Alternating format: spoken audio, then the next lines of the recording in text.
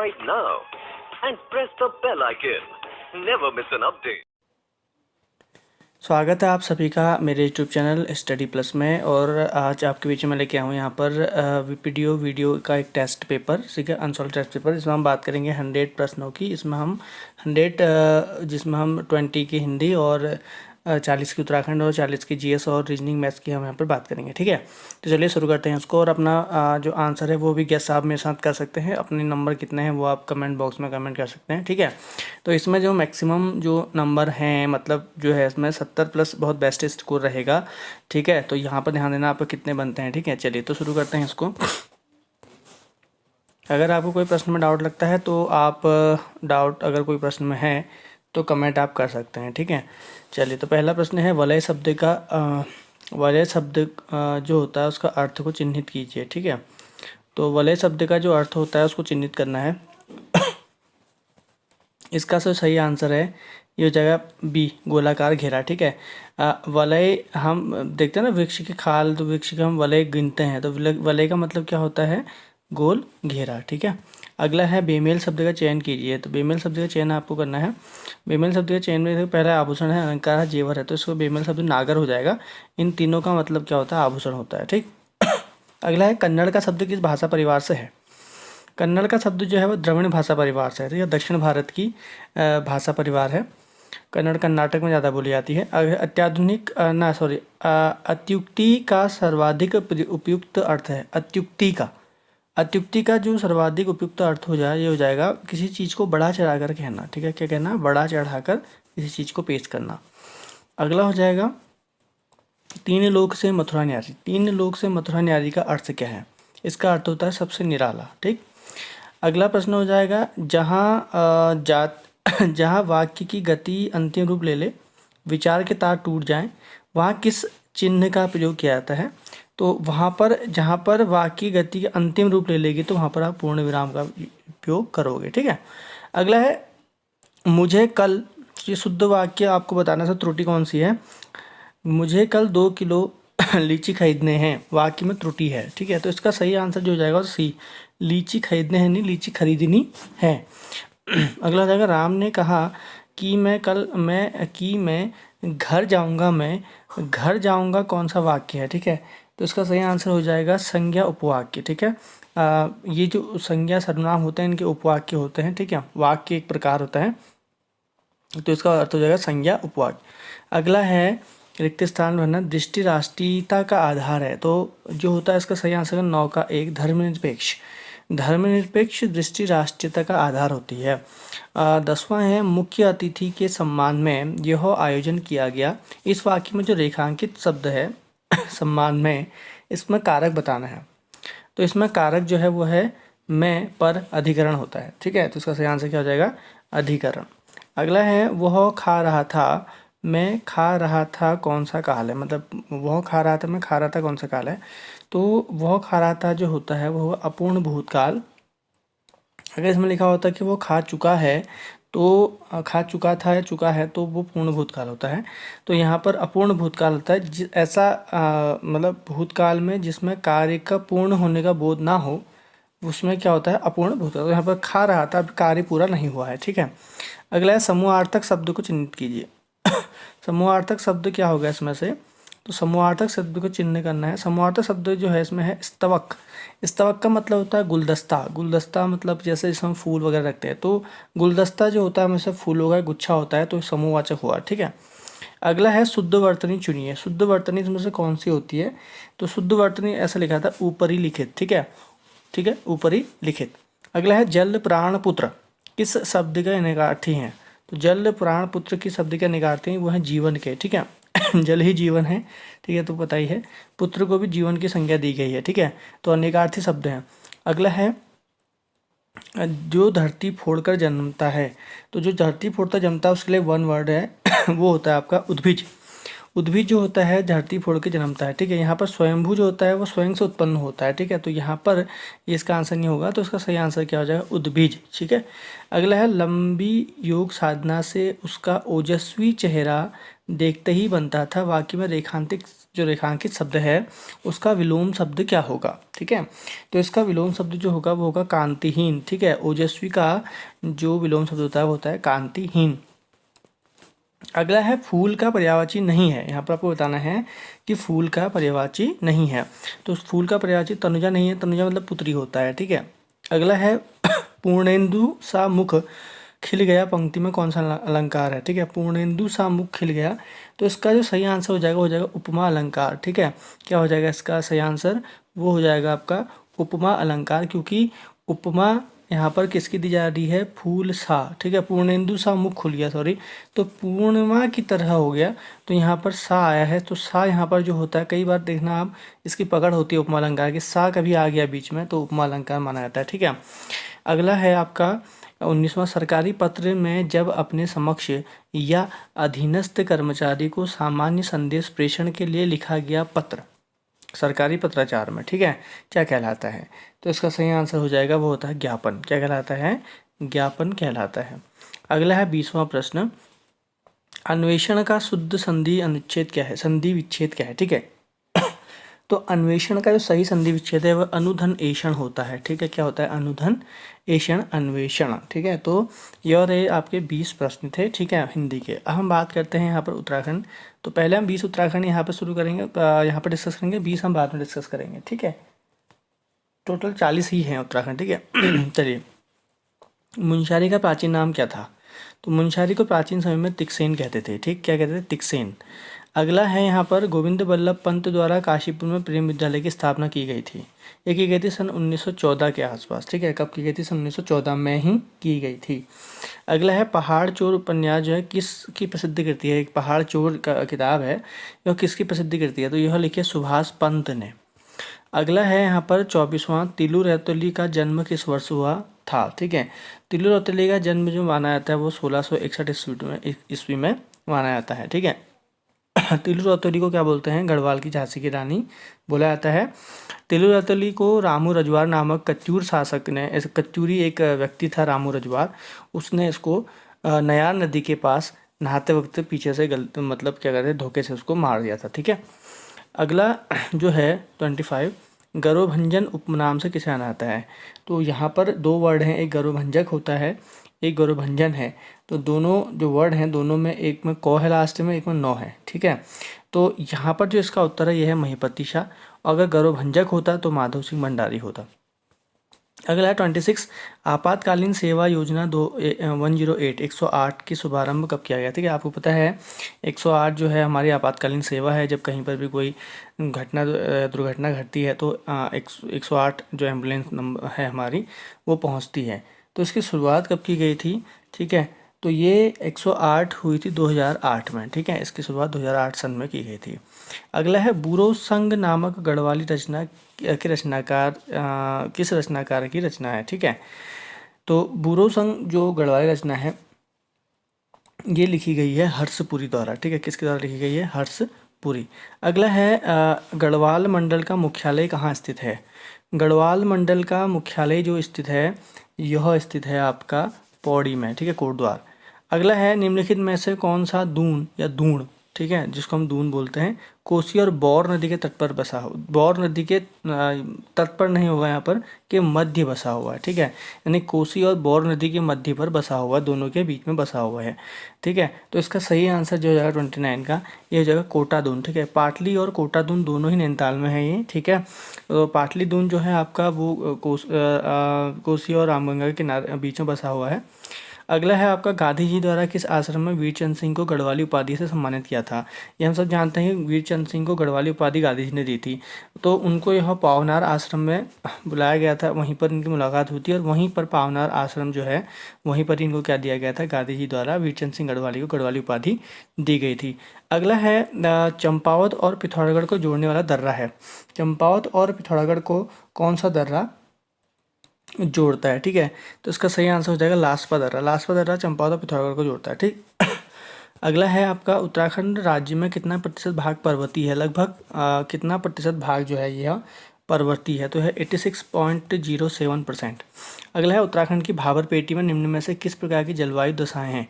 जो भाबर पेटी है उसमें जो है वो है उपोष्ण जलवायु जो उपोष्ण कटिबंधीय जो जलवायु दशाएं पाई जाती हैं। ठीक है, आपको पता है भाबर क्षेत्र जो होता है शिवालिक के ठीक नीचे वाली जो मोटी कंकरीली जो पथरीली भूमि होती है, जहाँ पर अक्सर नदियाँ खो जाया करती हैं पत्थरों के बीच में, उसको भाबर कहते हैं। उसके बाद जो चिकनी और पतली मिट्टी का जो क्षेत्र आता है वो आता है आपका भाबर के बाद जो तराई आता है। ठीक है, चलिए तो भाबर जो होता है जिसमें हल्द्वानी है, या हम जिसमें हम कहें कि आपका हरिद्वार है, आधा आता है।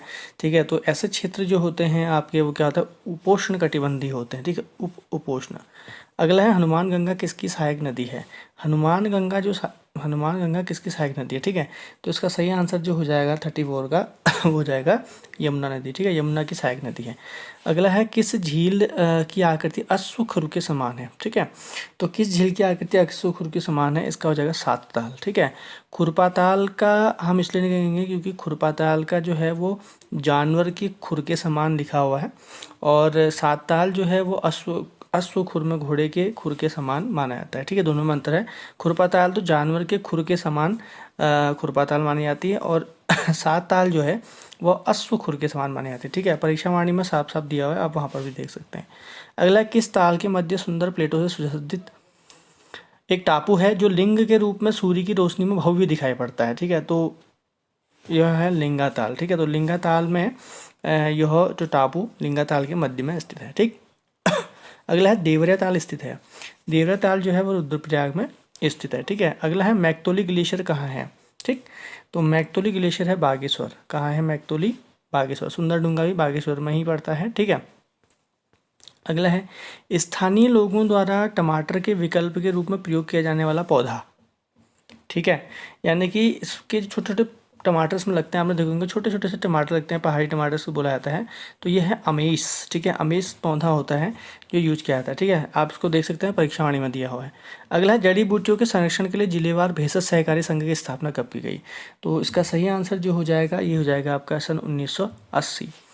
अगला है निम्नलिखित शासकों में से किसके लिए एका ब्राह्मण आता है। ठीक है, तो अब जीएस का पोर्शन आ गया है। ठीक है, 20 हम आगे डिस्कस करेंगे। निम्नलिखित शासकों में किसे एका ब्राह्मण या एको ब्राह्मण कहा जाता है। तो एका ब्राह्मण या एको ब्राह्मण जो वर्ड है वो गौतमपुत्र सातकर्णी के लिए यूज किया जाता है। ठीक है, अगला है बुद्ध द्वारा रूपांतरित निम्न व्यक्तियों में से कौन सा अंतिम था। ठीक है, तो इसका सही आंसर सुभद्द।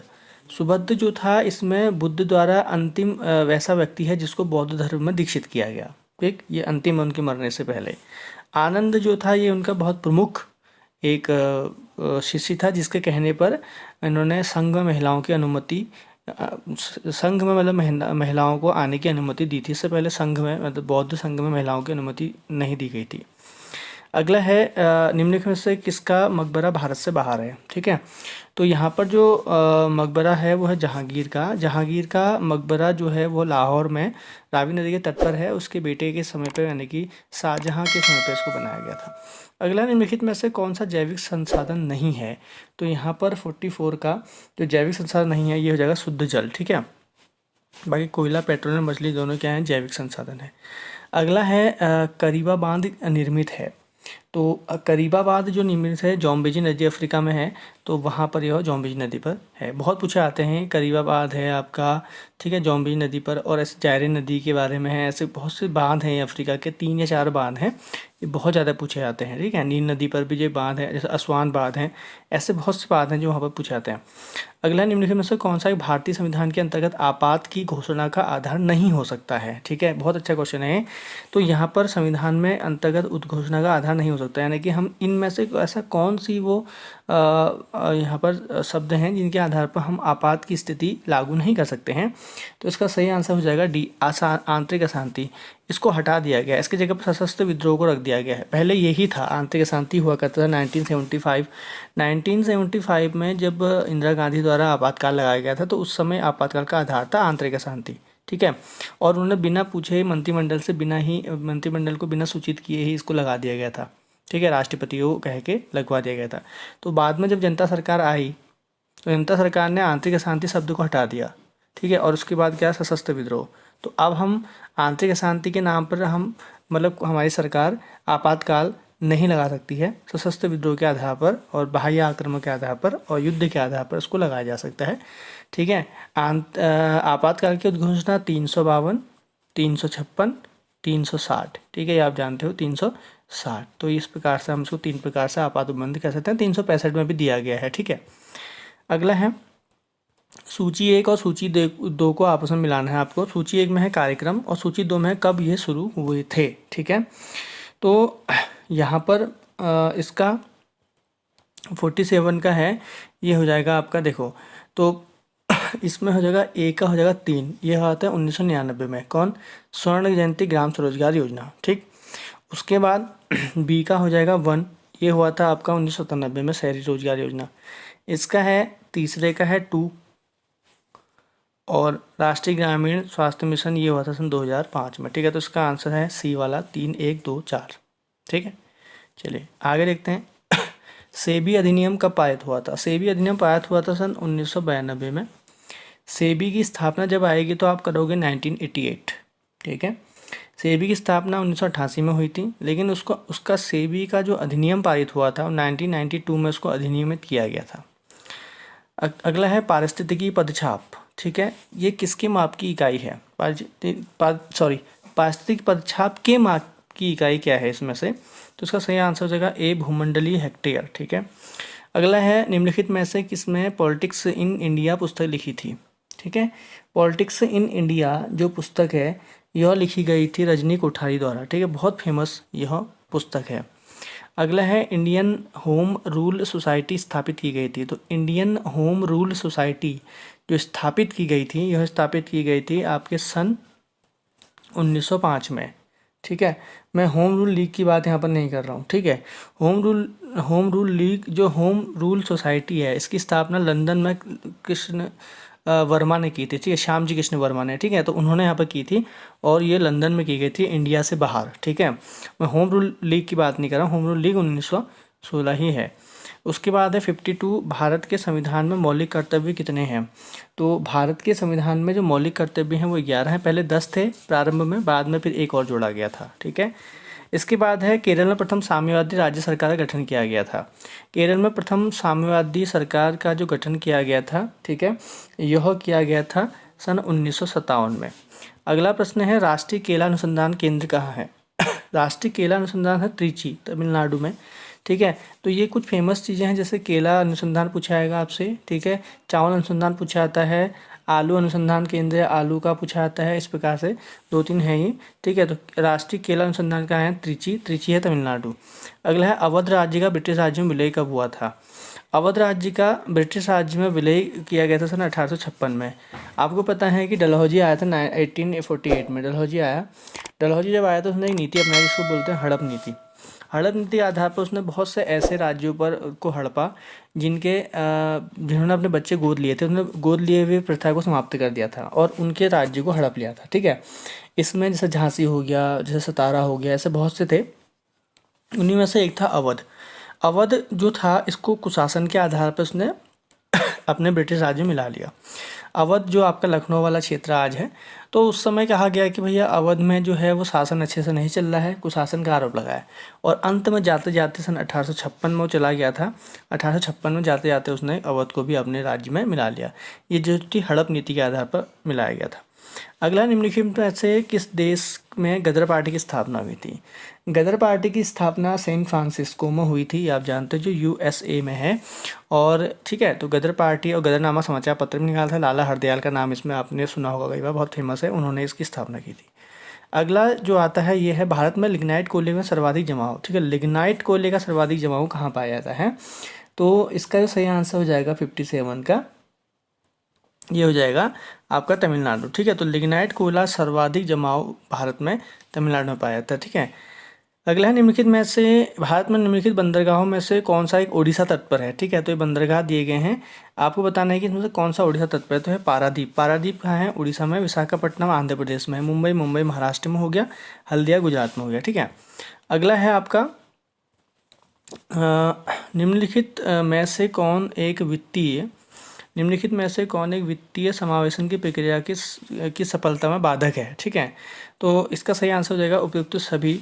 निम्न आय, निरक्षरता और बैंकों के शाखाओं में जो अभाव, ये सभी जो होते हैं वित्तीय समावेश की प्रक्रिया में सफलता में बाधक होते हैं। अगला, भारतीय विकास भारत का विकास का भारतीय मॉडल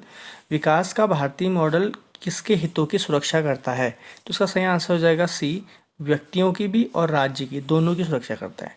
अब ठीक है, ये आपको मतलब जब हम देखते हैं कि हमारी जो अर्थव्यवस्था है वो कौन सी अर्थव्यवस्था है, हमारी अर्थव्यवस्था है मिश्रित अर्थव्यवस्था। ठीक है, तो मिश्रित अर्थव्यवस्था में वो व्यक्ति और राज्य दोनों की ही सुरक्षा के हितों की सुरक्षा करता है। ठीक है, अगला है किसे फादर ऑफ मसूरी कहा जाता है? ठीक है, फादर ऑफ मसूरी माना जाता है जॉन मैकिनन को। ठीक है, कैप्टन यंग ने मसूरी की खोज की थी मसूरी में, लेकिन उसको बसाने का श्रेय जो जाता है वो जॉन मैकिनन को जाता है। ऋषिकेश किस ऋषि की तपस्थली रही है? तो ऋषिकेश जो है रैभ्य ऋषि की तपस्थली रही है। जगतग्राम बड़वाला से जो इष्टिका लेख प्राप्त हुआ है, उस इष्टिका लेख में जो लिपि है वो कौन सी है? ठीक है, तो इसका सही आंसर हो जाएगा ब्राह्मी लिपि है। ठीक है, कौन सी लिपि है? ब्राह्मी लिपि है।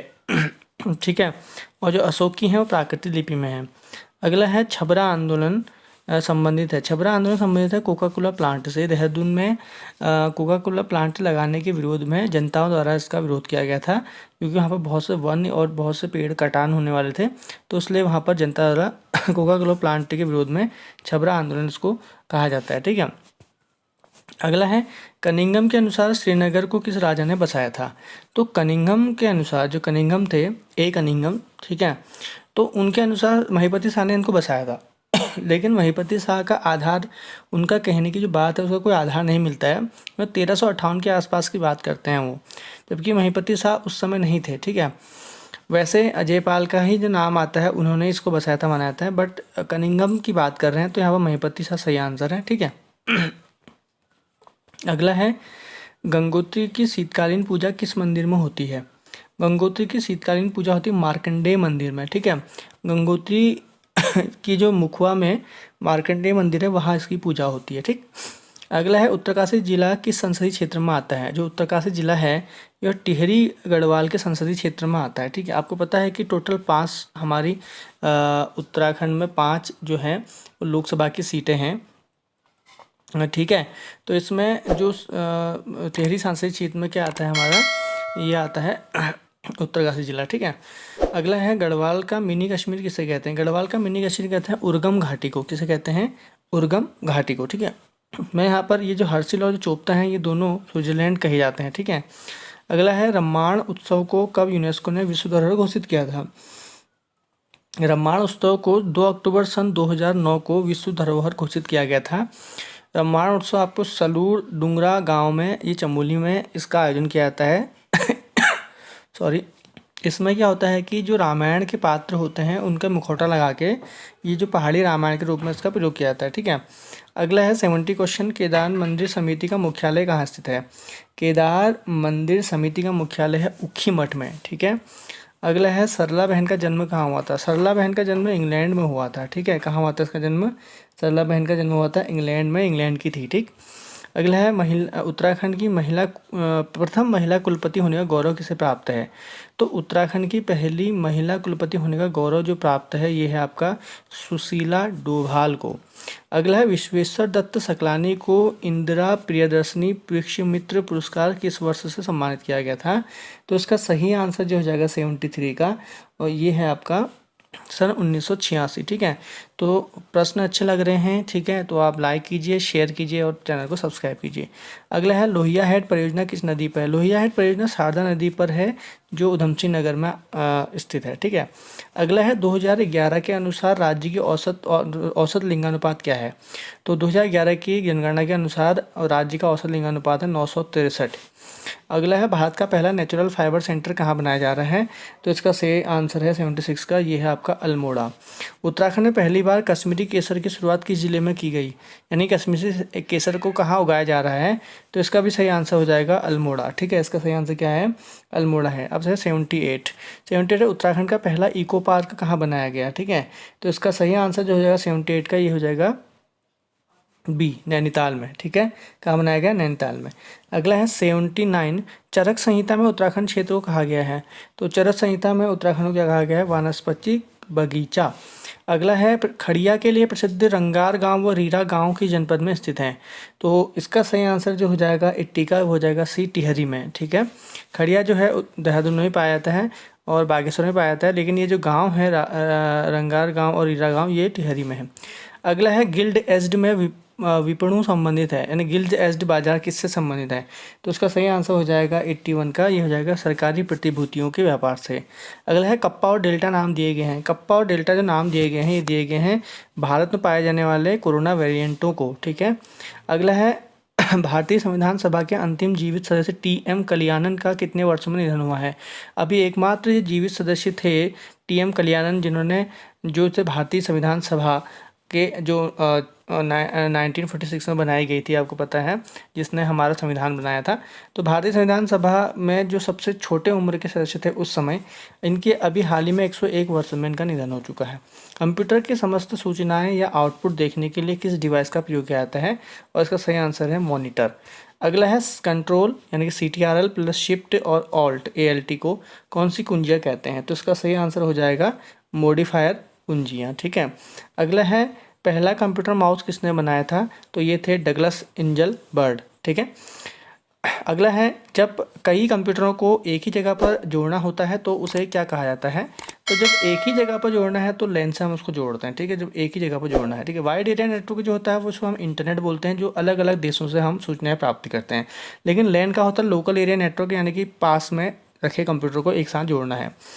अनसॉलिसिटेड ईमेल को क्या कहते हैं। तो ये होते हैं स्पैम, ठीक है। अनसॉलिसिटेड यानी कि जो हमें नहीं चाहिए, अनवांटेड ईमेल्स होती हैं तो उसको हम स्पैम बोलते हैं। अगला है www डॉट डॉट प्रोटोकॉल का उपयोग करता है। तो ये करता है HTTP, ठीक है।